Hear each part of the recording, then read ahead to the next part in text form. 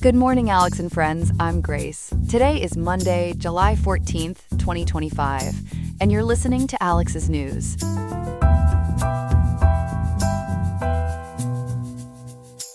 The weather in Riverside will be warm today, with the high reaching 92.2 degrees Fahrenheit and the low settling at 65.6 degrees. A pleasant day for outdoor activities, but remember to stay hydrated and seek shade. On today's program, we'll analyze the complex factors contributing to a notable shift in President Trump's policy concerning Russia and Ukraine.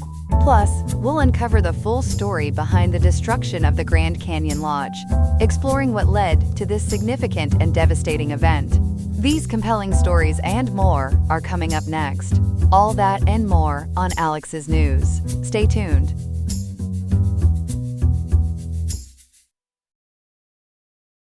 Welcome back, everyone. We begin this morning with a story that could significantly reshape the ongoing conflict in Ukraine.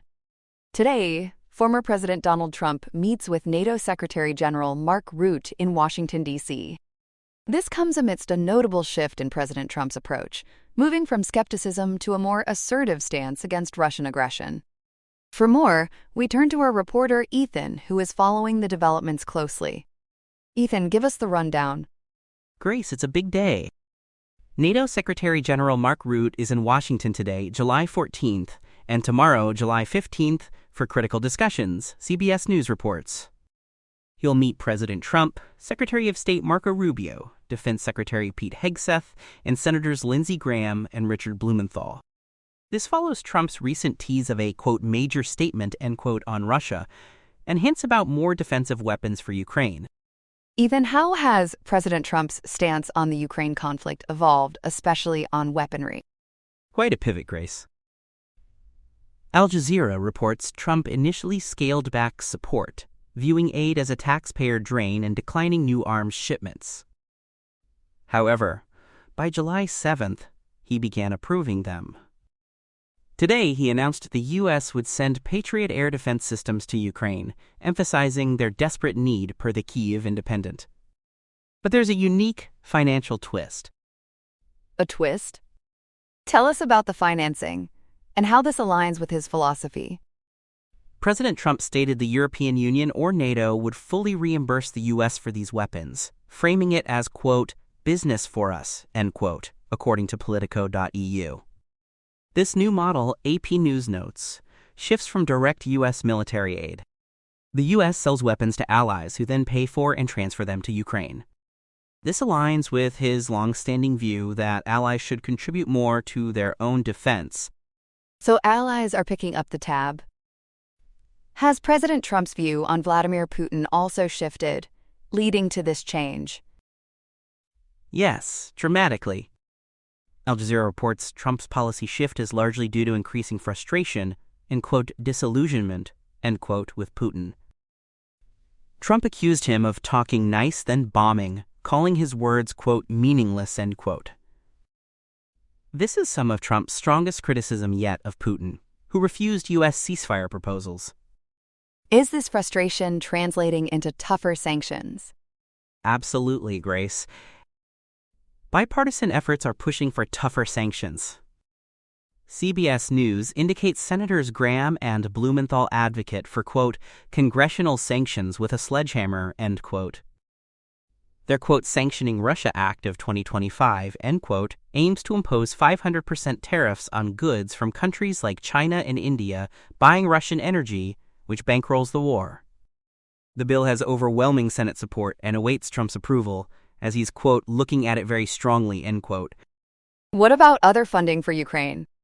Grace, diplomatic sources told CBS News President Trump is considering fresh funding. Potential mechanisms include $3.85 billion in leftover Biden-era presidential drawdown authority or seizing around $5 billion in foreign Russian assets. Seizing Russian assets sounds legally complex. Is there a precedent? It's thorny, Grace. FreePolicyBriefs.org explains the legal basis on countermeasures.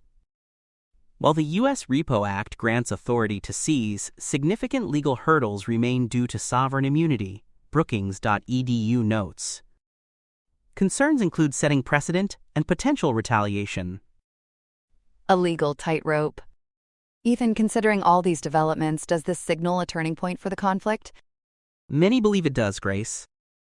Ukraine struggles to repel, quote, massive and complex air assaults, end quote, CBS News reports. Senator Graham indicated a, quote, turning point regarding Russia's invasion is coming, end quote. Trump's special envoy, Lieutenant General Keith Kellogg, also arrived in Kyiv today for discussions. These signal a potential shift, with some commentators suggesting Trump's previously, quote, open door, end quote, regarding Russia was, quote, about to close, end quote, as RFERL put it. It certainly sounds like a seismic shift, Ethan. From a change of heart to a change of tactics, it seems President Trump is really putting his money where his mouth is, or rather, where NATO and the EU's money will be. Thanks for bringing us up to speed on this crucial story. My pleasure, Grace. That was Ethan, with our first big story this morning. We'll be right back with story number 2 after this quick break. A heartbreaking story from Arizona, where wildfire devastates the Grand Canyon. Our reporter Chloe has the latest on the Dragon Bravo fire. Chloe, what's the situation? Grace, it's dire. As of today, July 14, 2025, the Dragon Bravo fire has destroyed the historic Grand Canyon Lodge and dozens of structures on the Grand Canyon's north rim. Confirmed Sunday, July 13th, this catastrophic event closes the north rim for the entire 2025 season, as widely reported. Devastating. How did this fire start and escalate so rapidly? Sparked by lightning on July 4th, it was initially managed under a confine and contained strategy. This standard operational approach in U.S. national parks allows fires to burn within a defined perimeter for resource objectives. However, severe weather, including 40-mile-per-hour winds, caused extreme and volatile behavior. This forced a shift to aggressive full suppression. A managed burn became an out-of-control blaze. What's the current damage and containment? Staggering, Grace. As of today, July 14th, the Dragon Bravo fire has charred over 5,000 acres, with zero containment. Firefighters are actively battling it on the ground and by air. Grand Canyon Superintendent Ed Keeble confirmed between 50 to 80 structures were lost. 50 to 80 structures. What exactly was lost? The iconic Grand Canyon Lodge, the North Rim Soul Lodging, was destroyed. The original lodge burned in 1932 and was impressively rebuilt in 1937, utilizing stonework. Other losses include the park's visitor center, gas station, and a wastewater treatment plant. Thankfully, Aramark, which operates the lodge, confirmed all employees and guests were safely evacuated, and no injuries or deaths have been reported. A relief. You mentioned the wastewater treatment plant. What secondary impacts resulted from its destruction? Its destruction caused a dangerous chlorine gas release. This prompted the evacuation of firefighters from nearby areas and hikers from the inner canyon due to health risks. Rafters on the Colorado River were advised to bypass Phantom Ranch. Phantom Ranch and all inner canyon corridor trails and campgrounds, including North Kaibab, South Kaibab, and Bright Angel trails, have been evacuated and remain closed. So this extensive closure is just for the North Rim and Inner Canyon trails? Precisely. The North Rim, a seasonal attraction that was evacuated on July 10th, will remain closed for the entire 2025 season. It's important to note the more popular South Rim remains unaffected and open to visitors. Questions will arise about how this escalated. What's the official response to the incident, especially concerning the fire's management? In response to the devastation, Arizona Governor Katie Hobbs has called for a comprehensive and independent federal investigation into the National Park Service's management of the Dragon Bravo fire. There's a clear desire to understand why the initial confine and contain strategy shifted so dramatically. And looking ahead, Chloe, are there any preliminary plans for rebuilding, given the significant historical losses? While no detailed preliminary plans for rebuilding are explicitly outlined as of today, July 14, 2025, there's an expectation within the community and from the National Park Service to rebuild the lost structures, drawing precedent from the Grand Canyon Lodge's previous destruction and rebuilding. For now, the primary objectives for current fire operations are protecting lives and safety, preserving remaining structures, and safeguarding cultural and natural resources. Chloe, thank you for that comprehensive and sobering report. We appreciate you keeping us up to date on this challenging situation. You're very welcome, Grace. Here are some other headlines. We begin this morning with a significant shift in U.S. immigration policy. Monday, July 14th, marks the official termination of temporary protected status for Afghan refugees in the U.S. This decision could see thousands facing deportation back to Taliban-ruled Afghanistan, leading to a humanitarian crisis crossing our borders and a wave of criticism from human rights organizations. Approximately 9,000 to 12,000 Afghans are affected, many having arrived after the fall of Kabul in 2021, and some with U.S. citizen children. While Secretary of Homeland Security Kristi Noem cited notable improvements in Afghanistan's security and economy, critics argue this paints a rosy outlook over a country still undeniably dangerous, particularly for women and girls facing severe restrictions and what some call gender apartheid. Concerns are also high for those who previously worked with the U.S. government, fearing retribution if forced to return. Advocacy groups are condemning the move, urging the U.S. government to reinstate and expand protected status, as litigation challenging the decision continues. Meanwhile, a Tesla Autopilot lawsuit is finally steering into court in Florida, with the trial also beginning on Monday, July 14th. This case stems from a tragic 2019 Key Largo crash that killed 22-year-old Nibel Benavidez Leon and critically injured her boyfriend Dylan Angulo.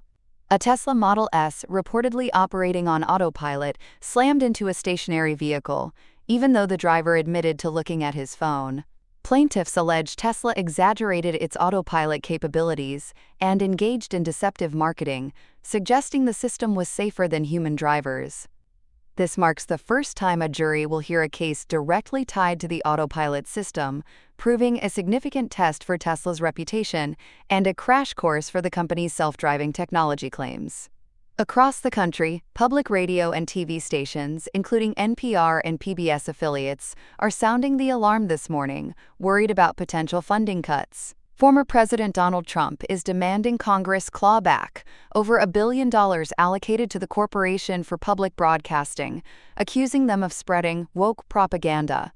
The House narrowly approved this rescission package, and now it heads to the Senate, which is expected to vote on it this week, before a July 18th deadline.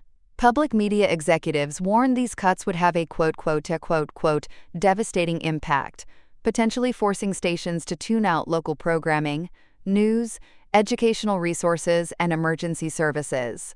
For some rural stations, federal funding makes up nearly half their budget, making these cuts a potential station stopper. In Texas, heavy rains on Sunday, July 13th, forced a temporary halt to the week-long search efforts for flood victims along the Guadalupe River. This marks the first time operations had to be paused since catastrophic flooding began on July 4th, when the river dramatically rose 26 feet in just 45 minutes, catching many off guard. As of yesterday, at least 132 have been confirmed dead, with over 160 still missing. The new round of rainfall sparked high-water rescues elsewhere, reminding residents that the waterworks of woes could surge again. Finally, we report the passing of former Nigerian President Muhammadu Buhari. He died Sunday, July 13th at 82 in a London clinic after a prolonged illness, battling leukemia according to sources.